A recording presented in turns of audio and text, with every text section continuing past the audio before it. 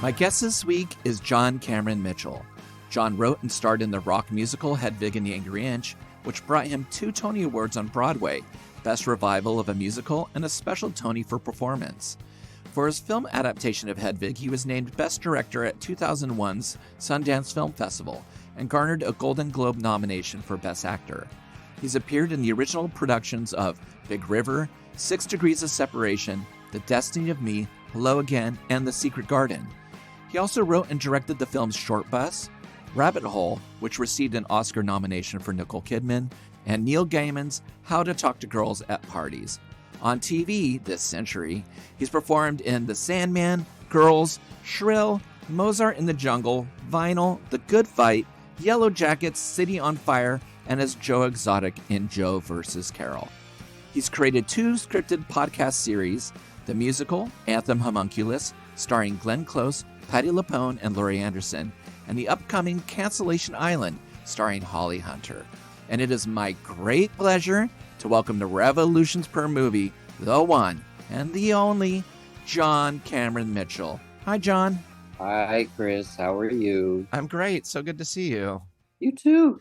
Before we get into our lovely discussion of Mick and the Boys, Gimme Shelter, I want to talk to you about Cancellation Island. Ever since I found out about the project, I'm kind of obsessed by it. Can you give a little taste of what it is? Yeah, it's a fictional podcast series, my second one. My last was Anthem Homunculus. And this one, I wanted to make it fun and easy. We did, it's a very rat-a-tat, comedy, nonstop comedy in a kind of, 30 Rock way. So we recorded in front of a live audience. I was directing the actors in front of them. Holly Hunter plays a woman who's a kind of wellness guru who starts a rehab for canceled people. And she curates a group of canceled people, and all the therapists are Gen Z because what they lack in life experience, they make up for uncertainty. And so it's a crazy satire. The first couple episodes sort of plays with cancellation culture, but then cancellation is really about other things. It's about people's feeling vulnerable. It's about people feeling powerless and maybe taking a bit of power in correcting the world really quickly through kind of social media.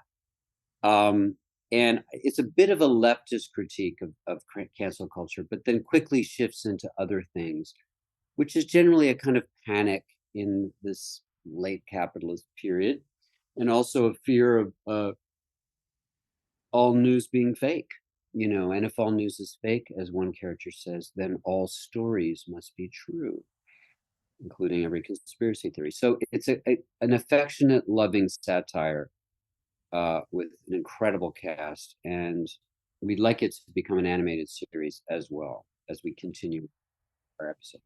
Oh, amazing. How long it was the piece? You performed it over a couple nights? 2 nights. Has ended up being not very long. It's about 3 hours for 7 episodes. Okay. And we have ideas. Michael Cavadias and I, my co-writer, along with Topic Studios, have plans for future seasons. And we're already designing animation characters to pitch the show as an animated series. Well, I'm just gonna set my year aside for that. That's amazing, because the last one you did, Homunculus, it was like so ambitious. It was a 10-hour series. It was how many episodes was it? No, it was about 5.5 to 6, okay. But it was very ambitious in terms of scale. So right. We had 40 characters, 40 pieces of music. Brian Weller, my composer, was working with orchestras and boys choirs and rock and roll bands, and 31 songs, which are all on Spotify or YouTube under Anthem Homunculus. And we kind of wanted to make audio cinema rather than audio theater or audio fictional podcast, which is a long term. So we like audio cinema, which is as complicated as any film or TV show, but you just don't have visuals. Oh, the sound design on it was incredible. When the screen door has a personality while you're listening, you're like, oh my God, I'm just there. It was incredible, John. Yeah, I love audio, as you do too. Yeah. Well, the Stones, they've been canceled a few times, but they seem to get through it. Yeah.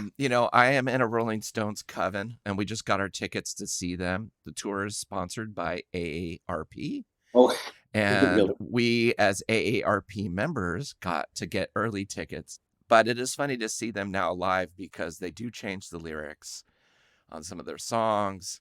But what was your first introduction to the Stones? Did you hear them when you were young, or was it? Well, I would say back in the day, I think I was too young for that, but I think there was a certain, rivalry with the Beatles and the Stones, who were better, right? Totally. In the 60s, they were ascendant in many ways. Britain had sort of, British invasion was happening. And of course, all the British bands worshipped American performers of the 50s and early 60s, especially R&B legends, Little Richard, the great progenitor, was the mother and father of it all, including punk rock. Yep. A black queen, in effect, invented what I think of as rock and roll. Chuck Berry was great, but I totally agree. Richard was punk. Yeah, he was beyond all of them, and all of them looked to him, even more than others. And it's interesting. I mean, we talk about the longevity of these bands like the Stones, which is impressively long. But there's other bands from the Isley Brothers are still active. Yeah, and the Beatles covered them. Right, totally. Temptations I saw are coming through. Yeah, I mean, there's different members sometimes, but there's always a few originals. And, there's bands from, in effect, the 50s, and definitely the 60s. So it's like we have to remember these are the white bands that survived. And I was really more of a Beatles person. Yeah, me too. Until I saw this film. And I was always a little suspicious of Mick, as many are, imitating the black person, being taught to dance by Tina Turner. But the songs are undeniable. And yes, he's not Howlin' Wolf, and he's not the people he worshipped, but it's in the amalgamation of what you love that coming through your body that something else happens. And though he wasn't quite the pure id that he wanted to be, and neither was Bowie.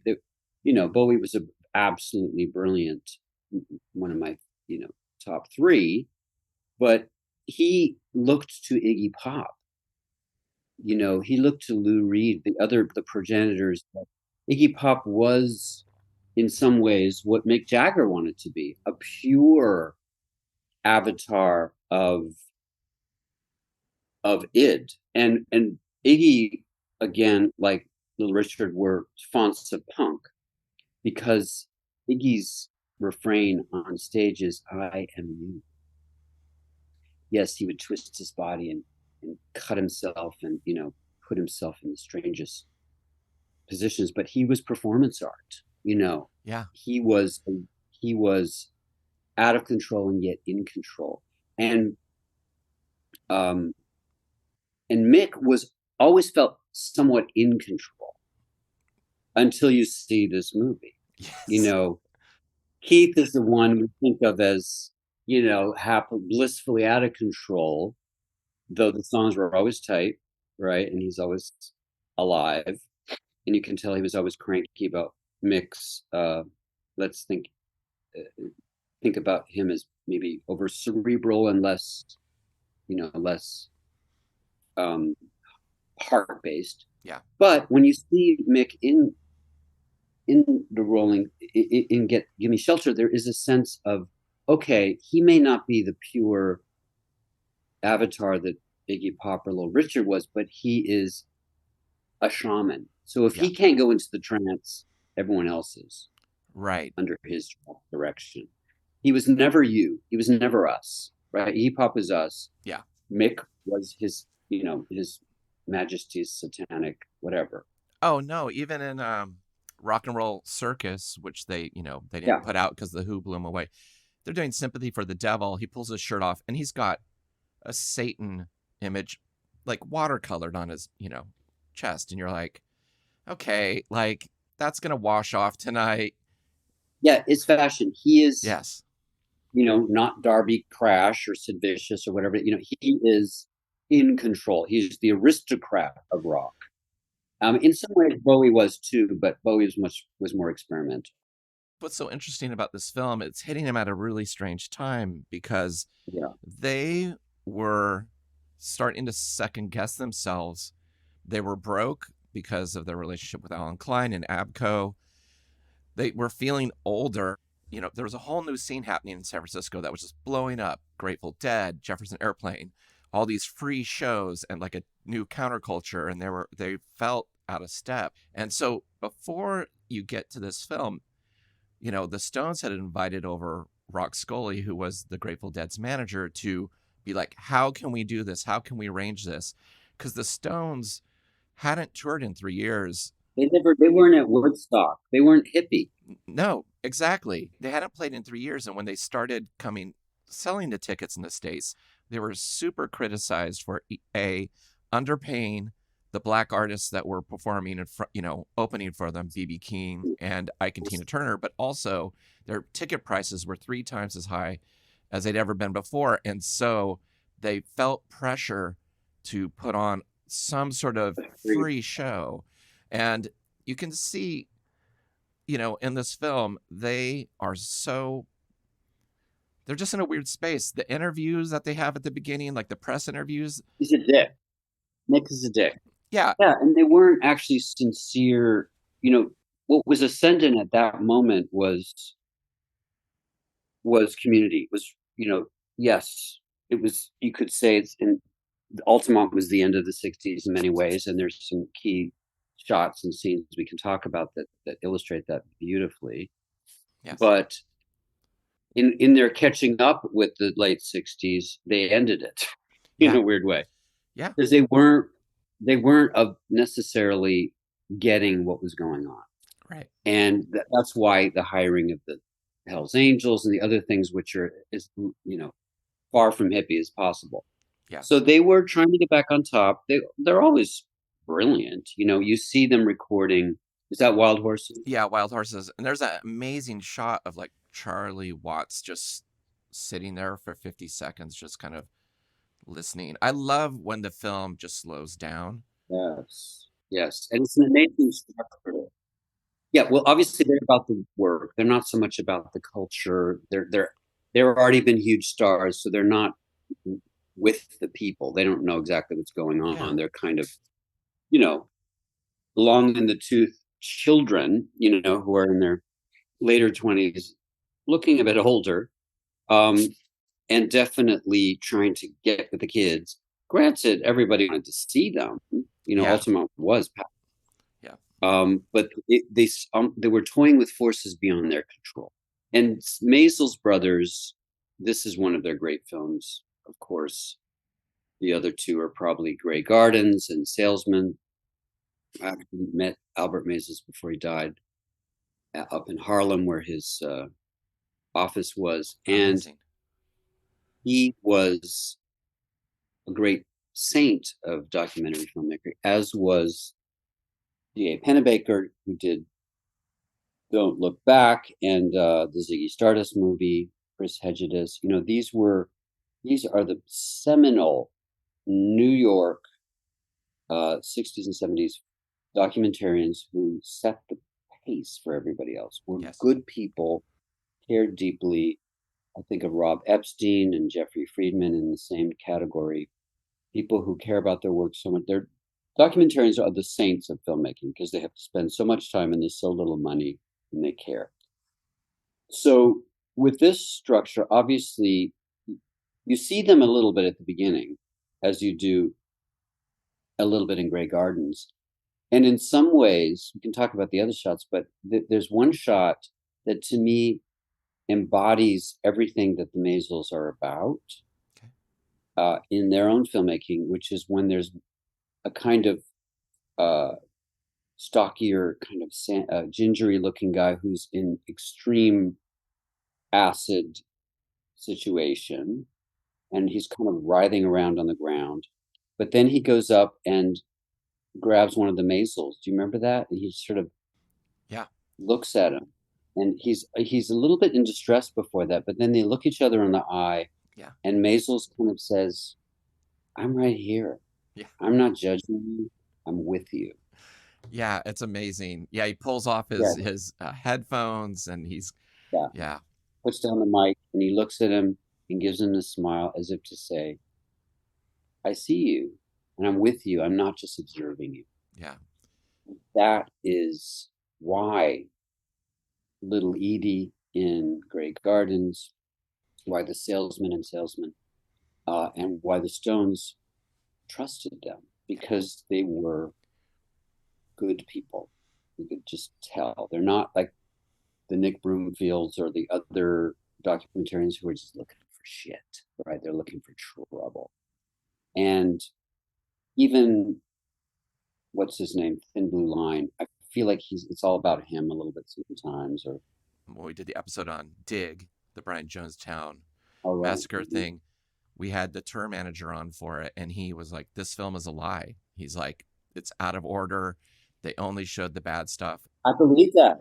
Yeah, that film looks like the perfect dessert, right? Yeah, they're like, they pitted us against, it was like good versus bad, smart versus dumb. Yes.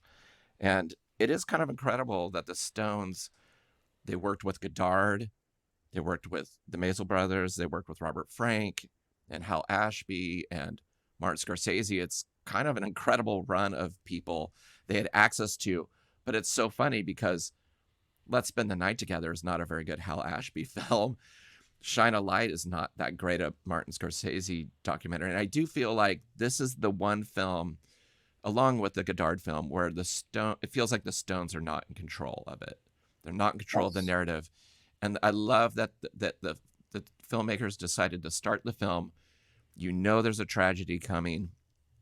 You know, they're talking about it. They're playing audio tapes of the Hells Angels calling into a radio show to defend themselves. Very good structure, because you see a song, you see a good performance of a song, then you go to them watching the performance on a moviola, and then you get the information about the death Yes. On the during Altamont, and then so you have that in your mind so there is suspense there while you're looking at other performances. Yes.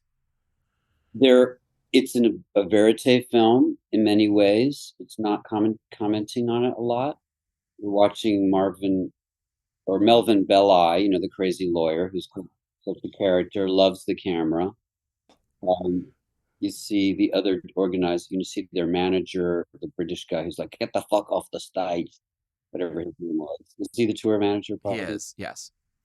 Yeah, he's not their manager. No. And then there's the other guy, the baby face guy, who's like, "Yeah, we're gonna have a great party." What was his name? The other organizer. The guy who was from Woodstock. I The think so. Yeah. Michael, yeah. He kind of just came in at the end to be like, I mean, Woodstock was only 4 months before this. Yeah, he So came in as an advisor, and exactly. I think it was probably quite helpful.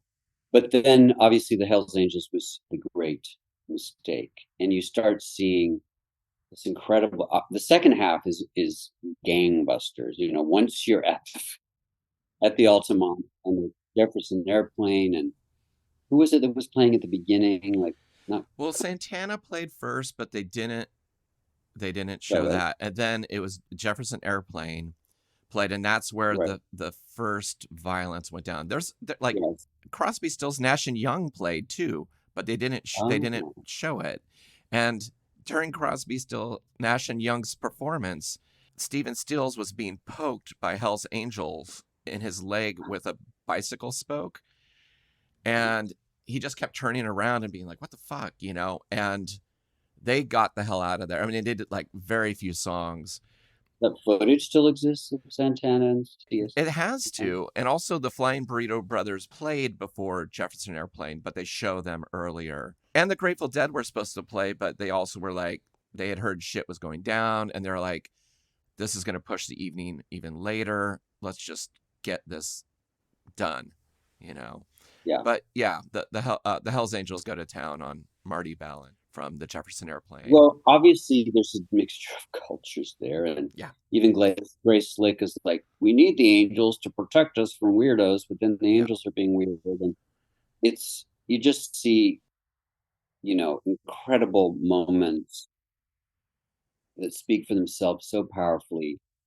The maze will stay on one person while shit happens. Think of the guy who's really spinning out Oh my God, that's amazing. behind Bowie, and then the angels, after a long time, notice this guy freaking out and get him the fuck off stage. Remember the one who's staring at? Yeah, you don't know if he's a Hell's Angel at first. It's just a dude on the It stage looks like a Hell's Angel. just melting out, like, and it's a super long take, and Mick is kind of coming in and out of the frame performing right by sides. It was a 39-inch stage that they had originally put a rope around to hold people back. It was so ill-conceived. But yeah, what they captured is incredible. That one of the most amazing scenes I always forget is just the dog walking across the stage. Yeah. It's just like, how did they get that? That's incredible. I know. And obviously, the most powerful thing that I think people remember, there are two shots as the trouble is about to begin. I mean, the extreme trouble, meaning the guy who's stabbed, who seems to have had a gun. They don't really get into the facts. They just show the gun. It's a black guy in a green suit, and the one thing I wish I'd known more about was that person. They kind of let the victim, they don't go into it, which feels like a mistake to me. Granted, if he's someone with a gun, I mean, there's more of a story there. But the two shots that say end of the 60s are a shot of the audience and the young guy kind of trying to talk to Mick, like shaking his head, like it's all over now. And then it's so powerful, and he's trying to communicate to Mick, and you don't know what Mick is responding. And then there's the girl, the blonde girl, just weeping. Yeah. And next to her is some guy in a kind of drugged smile, but she's seeing it all. She's seeing the end of a certain innocence, and Mick kind of doesn't really respond. Like, he starts dancing again. That is amazing, where he just stops, stares for a bit into the audience, because what happens is it's like a fight ensues, and then the crowd kind of backs away from the stage to create a space for the violence to happen, except for a couple people up front. And Mick just kind of stops and watches something happen. And then it's like he remembers, oh shit, I'm Mick Jagger. And he just, in the most clumsy way, just kind of goes back into this, like, kind of fake out performance. It's really, it's just incredible. Because he's not aware of what's going on. He's trying to calm everyone down. Yeah. In his half American, half British accent. And he, it's beyond him. It's all beyond him. And it doesn't necessarily warm me to him. In some ways, the Charlie Watts, talking about listening to the Hells Angels on the radio. And he's the one that you're kind of like, wow, he seems to be a bit more aware of the insanity of it all. And also, at least, embarrassed by their lack of connection to what's going on. And Keith tends to be just in the guitar, but there is this moment where he sees violence out in the audience, and it's like, you stop that, which is, Mick's thing is more of a kind of messiah. People, why are we fighting? What are we fighting for? We could have a really beautiful time, Yeah. It's such a distance from, the Madison Square Gardens footage where he's like, oh, I busted a button on my trousers. You don't want my trousers to fall down now, do you? And that's something he said every night. Like, he said that every single night of that tour. It was like, I mean, Mick at best was a gigolo. He Yeah, was like he wasn't, your lover. He was your good time. And it, but when he's, that jumping jack flash where it all yeah, happens, some of the most undeniable. powerful people I've seen. And then the naked woman trying to get on stage, which is very disturbing. We don't know what happens to her. Remember, she's Yeah, like climbing over people. yeah, It looks like hell. it does. It completely looks like hell, and it's kind of amazing. I guess for a lot of people, I mean, you look at photos of how immense the crowd was. You couldn't tell, you couldn't hear, you couldn't see what that there was all this devastation going on just down the hill. Yeah, it's a very strange and disturbing thing to watch. You also get, also looking at it in a modern view, you used to, there's that incredible footage of Tina Turner, Hmm. who again, Mick worshipped, but she's singing "I've Been Loving You Too Long" and doing her sexual, the microphone as a penis thing, which she does really well, but it's spooky because you're hearing Ike Yeah, talking, singing back to her, and it's like, oh God, you get the feeling he sort of made her do this, and it feels creepier. I agree. And but God knows, Tina is everything Nick wanted to be, but couldn't quite do. Yeah, I mean, he basically cuts her performance down to being like, he watches and he's like, oh, it's good to have a chick once in a while. It's like he doesn't go like, my I hero, oh my know. God. No, he's kind of slightly, dismissing, and it's like, are you out of your mind? Agreed. Yeah, There's 1,000 versions of you. exactly. Yes, and Keith wrote I'm sure you and Keith wrote great songs, but I'd rather hear her do them, Yeah, to be honest. And Mick doing, well, he's not good at backup, but Keith, of course, is a great guitarist. And so it's funny because it redefines my somewhat disdain for Mick Jagger, and his fashionista approach to music, which certainly he had his finger on the pulse and he had a great sense of humor, but it's just he's not.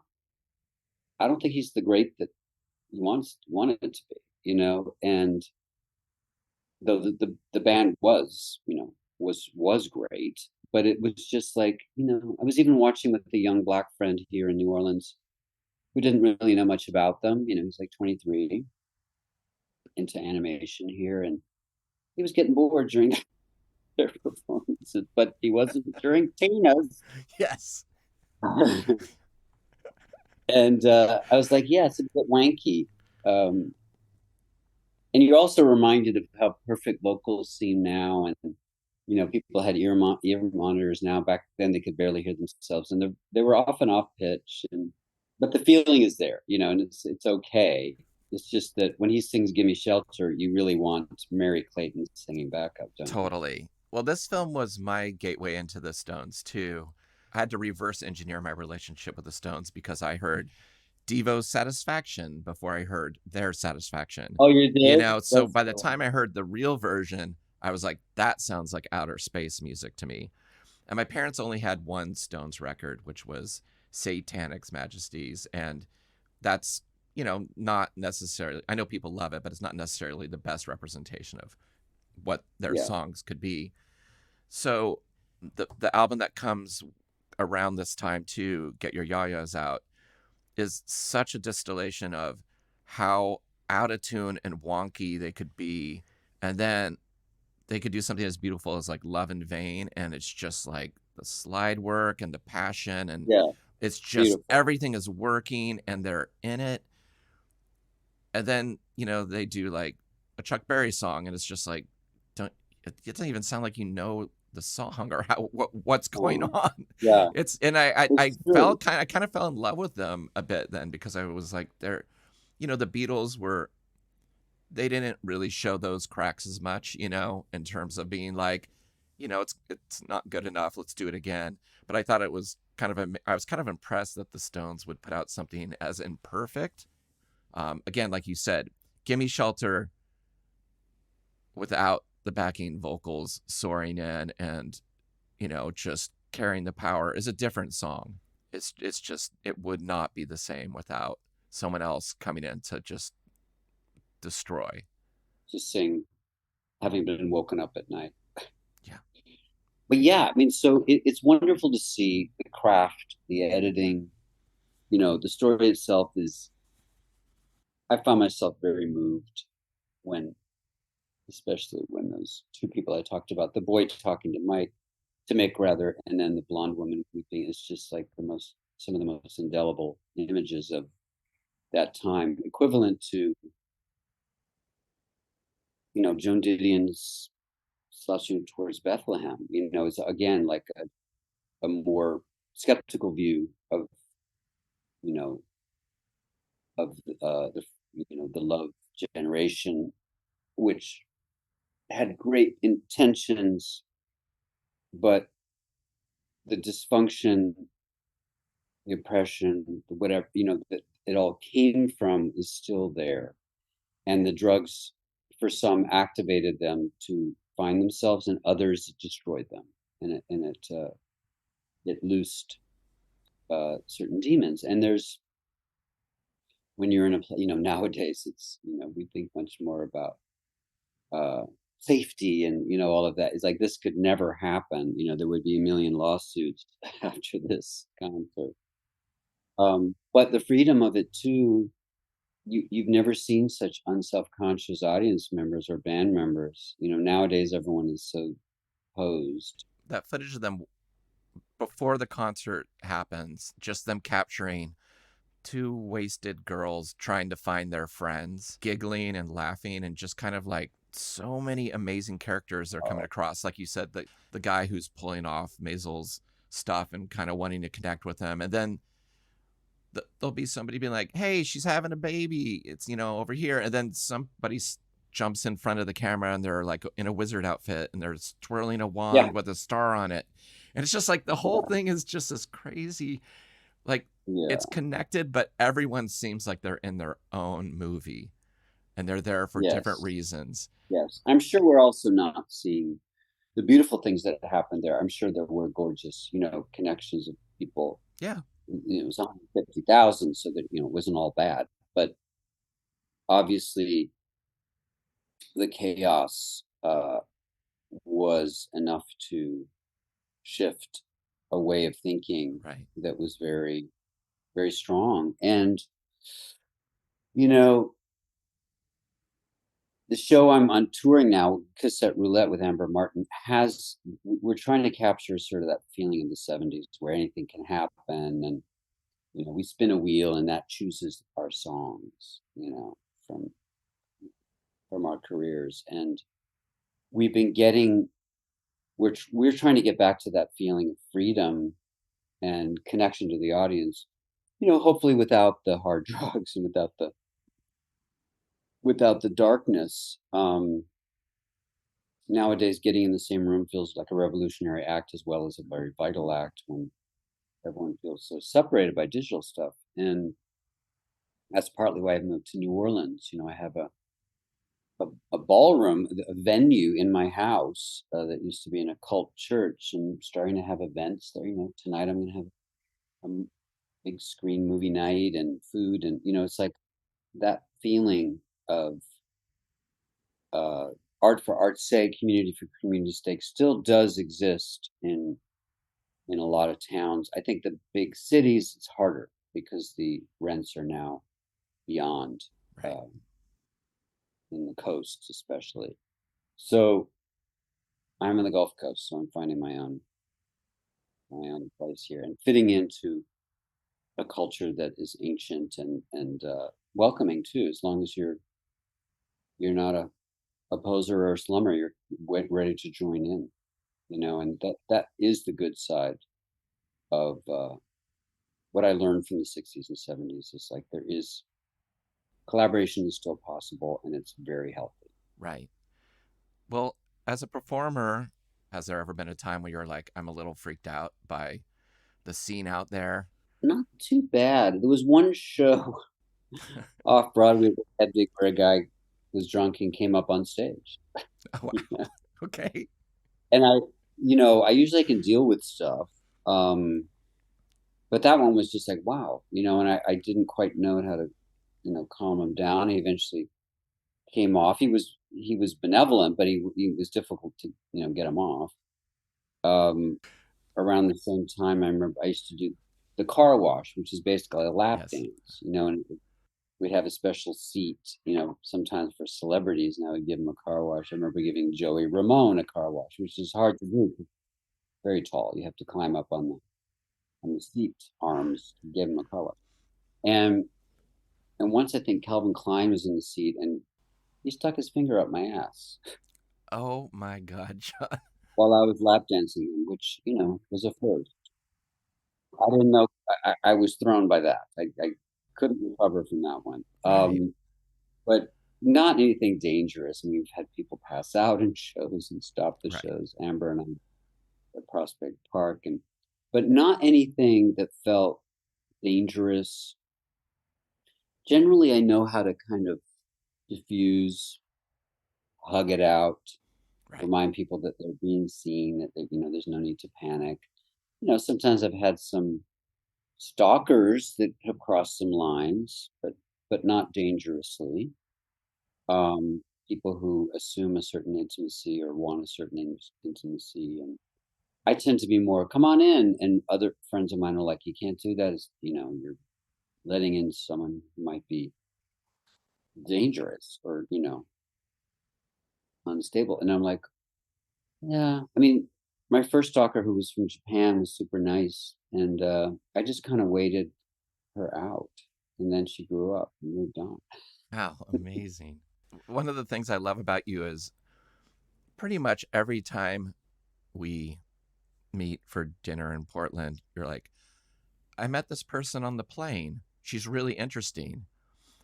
I want to Yes, bring her to dinner. And I'm like, totally. yes, Like you, I feel like you have a way of connecting with people and just talking to people that, yeah, will bring them down to a good space to want to um, come along. So, which I think is a total skill. yeah, Which I think is something that like you can yeah, feel Mick Jagger wants to be that. Like yes. he steps he his first within 30 seconds of being at Altamont, he's punched in the face, But Oh, that's true. he has this look before it happens that he's like, I'm here. We're all here. Like he's just kind of bouncing and that's like reality. Maybe he wanted to be the hippie that it just was not possible. Um, you know, he's not made of Staples or Dolly Parton. No, And Bowie probably knew that. He's not going to walk into the crowd, right? He's no. he's an aristocrat. Iggy Pop will. There's a difference. And Bowie wasn't punk. He was an inspiration for punk, but he wasn't in the mosh pit, was he? No. Um, and that's fine. We don't want him in there. He'd get messed up. And so I find a real joy in checking out different elements of, especially musical history, cinematic history, which is sometimes dependent or connected to musical history. There's a reason the new American cinema that started in the late 60s and kind of, they say, kind of started to fade out once Jaws came in the late 70s.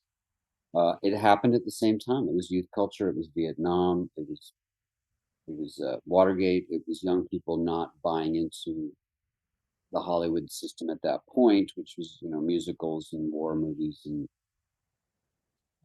slightly more artificial seeming things. Um, and Easy Rider, and to some extent Bonnie and Clyde, were kind of the hits of the new cinema of in the U.S.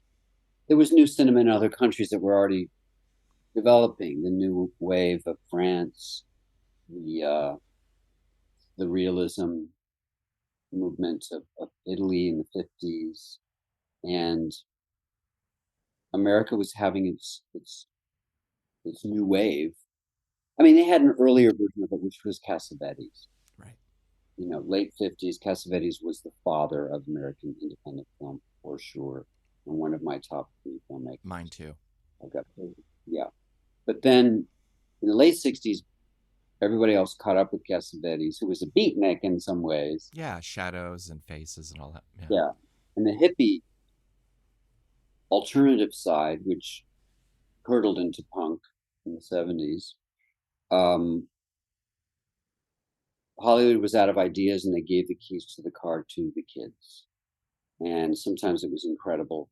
They were incredible films. They came from Scorsese and Coppola and Hal Ashby and Bob Rafelson and Monty Hellman. There were these groundbreaking things. Even if they weren't great, they really were seminal. They really pushed things. But some of them actually were great. I love Dog Day Afternoon and The Conversation and Network and Nashville and Three Women. These are great, great, great films that are still the best American films for me. And then certainly being there, and there were just so many. And this is one of those films. This is one from that era that launched a million documentarians. I think it's kind of amazing it came out. Mick Jagger was like, I don't want this to come out, and the Hells Angels did not want it to come out. Mick was being really elusive. The Mayles had put their own money into the film. They'd been paid a bit to shoot Madison Square Gardens and given money to go shoot Altamont, even though they didn't know that was going to happen at the time. And they were stuck, they're like, we are screwed. We are going to, we're going to lose everything. Donald Cammell, who co-directed Performance, the film that Mick's in, basically was like, I got it. I'll get Mick to sign off on it. And it took forever. I guess it was, do you know Baby Jane Holzler? I remember the name, yeah. She basically got the film funded. She basically was like, I'll help you get this released. Did she activate some investors? She did, yeah. And then it found its way. I mean, Pauline Kael did not like it. She was really... In the review, she says, how does one review this picture? It's like reviewing the footage of President Kennedy's assassination, of Lee Harvey Oswald's murder. The free concert was staged and lighted to be photographed, and 300,000 people who attended it were the unpaid cast of thousands. The violence and murder weren't scheduled, but the Mayles Brothers hit the cinema verite jackpot. If events are created to be photographed, is the movie that records them a documentary, or does it function in a twilight zone? Is it the cinema of fact when the facts are manufactured for the cinema?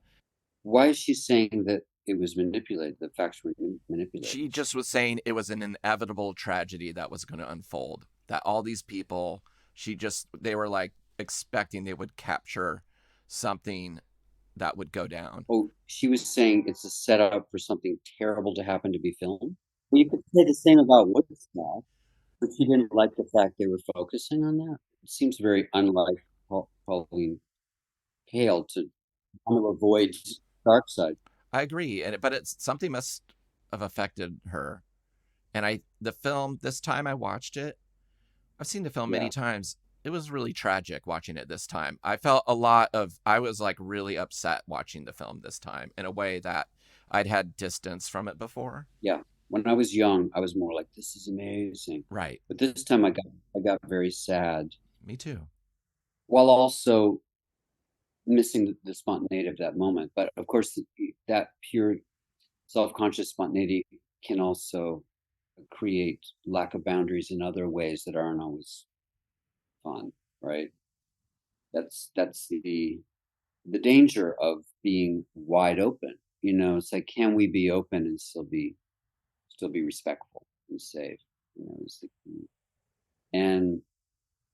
But it is an incredible accomplishment to show that. I don't think they're focusing on the negative, but obviously the worst thing happened. So my only downside to it was I wanted to know more of the story of the person, but it also wasn't the kind of And the fact that he was a black guy who was probably not even you see what he's wearing, it's a different scene. You know what I mean? He's not necessarily. And who the hell knows why he was there? I mean, I'm sure there is more information about that. Like, I would love to know some of these people. Who were they? Where are they now? The crying girl, was she identified? You know what I mean? There's a really amazing book that I would recommend to people called Altamont by Joel Sullivan. They talked to Meredith Hunter's girlfriend who came with him, and they were just excited for the show, but she knew that he had a gun and was surprised he had a gun and was bringing it. And some people said he was trying to climb on stage and he'd been pulled off before, but there's so many contradictory statements, in terms of what happened, and a lot of people just did not want to get involved. They just were scared of, getting drawn into the violence and being punched out by the Hells Angels. But it's kind of an amazing book, and it does give more insight into some of the characters that helped make this happen that aren't in the film, and also about what happened with the trial afterwards, and who Meredith Hunter was. So I recommend that book, but the film does not touch on that. No. And I was noticing, I'm actually looking him up right now. Meredith Hunter, an 18-year-old from Berkeley. He went with his girlfriend. His sister said, watch out for the racism in the outer reaches of the Alameda County, which is, instead it prompted him to take a .22 caliber gun. I guess it happened during Under My Thumb. Mm-hmm. Yeah, and the concert went on. That's right. Yeah. It's edited in a way to make it feel like it's happening right at the end of the concert, and that then the Stones just get the hell out of there. Yeah, and he basically died before they could get him, any assistance. So he died at the site. Well, God knows how to get anybody out of there, right? Yeah. And that's covered in the book too. There's a lot about how underprepared they were, and Bill Graham, who was not very helpful with them putting on the show because there was conflict, basically threatening a lot of people who usually helped, get health organizers and doctors and people at these things. He just kind of clogged the wheels a bit. It's a really complicated story, but really, the fact is the Stones were like, we're still having the show. We're moving this within 36 hours. We have to move this event. And they didn't say, well, screw it. Let's just, let's cancel it, because the other venue just had better logistics, better stage, more security. And Mick also on this tour did not want any cops on his premises. He's like, I don't want to see a cop. I don't want them around. There was just a sense of, there was kind of a hippie innocence to everything. Yeah. Well, I'm also reading that there's a short film called Lot 63, Grave C, which is about Meredith Hunter, who was killed by a guy named Passaro, who was a Hells Angels angel, who actually died drowned in a lake in '85 in a sort of suspicious way. Mm-hmm. And there's also a documentary that I noticed here at the Library of Congress. It's called Rolling Stones, Hells Angels, and Altamont: A New View. Okay. So there's more information. It's never before seen home movie from Altamont. Wow. It's new. Yeah, it's new footage, and it's available. If you look it up online, there's a digital viewing copy on the Library of Congress. If you just look up Altamont, there's no sound, but it gives a little more information. What were some of the influences in some of your body of work, films or music documentaries, that you wanted to bring into, like, say, for instance, Hedwig or How to Talk to Girls at Parties, which is, takes place in, Yeah, post-punk London. Were there certain things that you sure. dragged in to make these things? So your films have such a great reality in terms of they don't feel fake when it's presenting a genre or an era.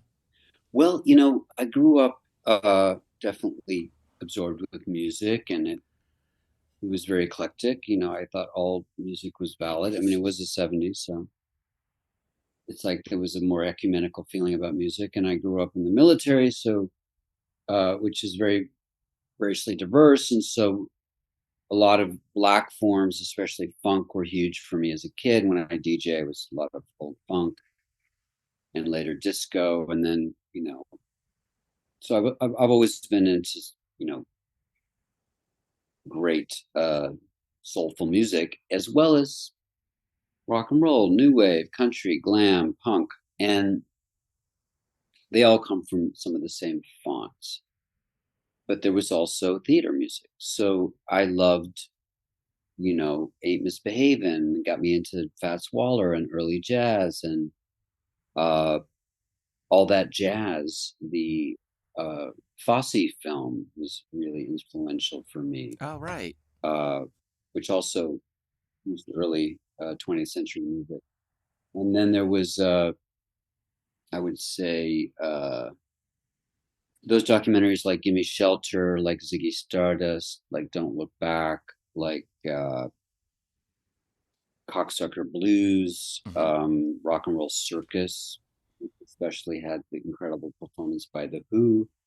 And so all of my films, I was, showing my cinematographer some of these when we were doing Hedwig, and I was saying, how does it get that? What does it look like that? And he's like, well, they're shooting 16 millimeter. There's a lot of backlighting, but you see there's less information in the face because it's not high res. And I was like, it makes it more mythological. And I'm like, I want to do that. So I shot on film. I considered 16, but 35 was better. There's more information, but not too much information. And just the beauty of those films, the spontaneity, the this is happening now. It's not mediated. It's not fixed. It's not tuned. Um, you believe it. And there were also documentaries like Watt Stacks, which oddly was directed by the same guy who did Charlie and the Chocolate Factory. Really?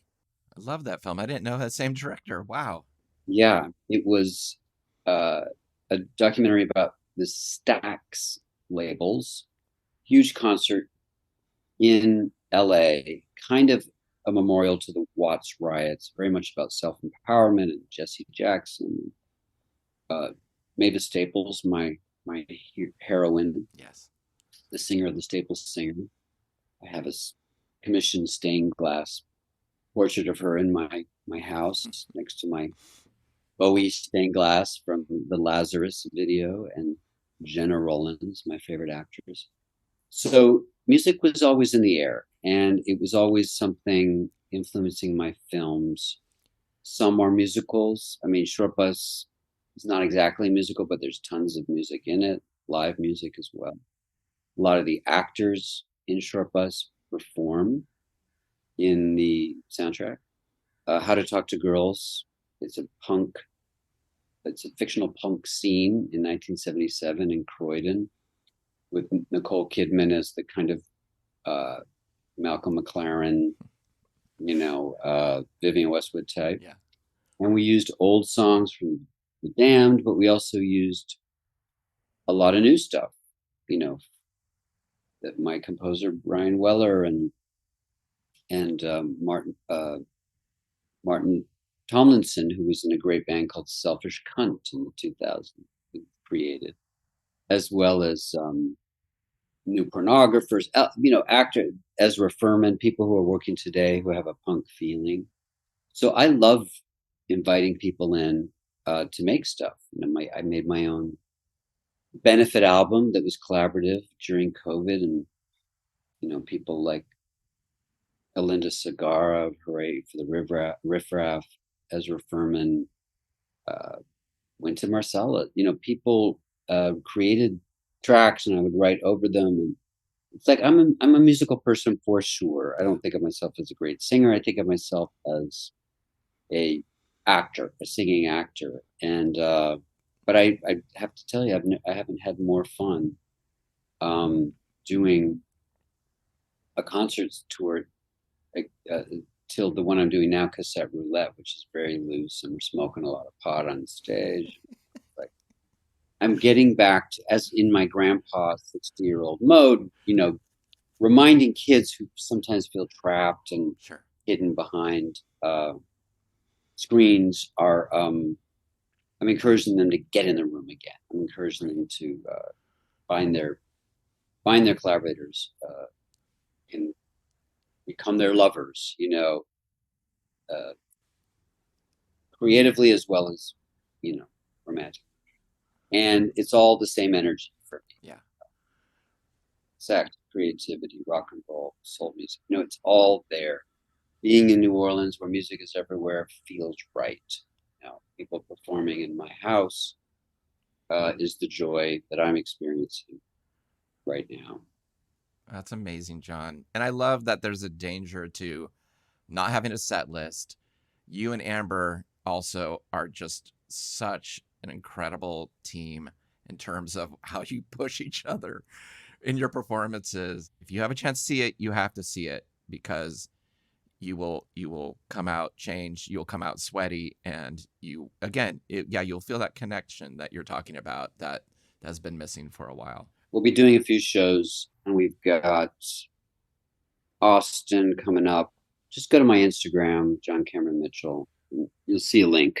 Yeah. I guess the other thing I would say is but watch for Cancellation Island on where you get your podcasts, and hopefully it'll be a animated series as well. That's great.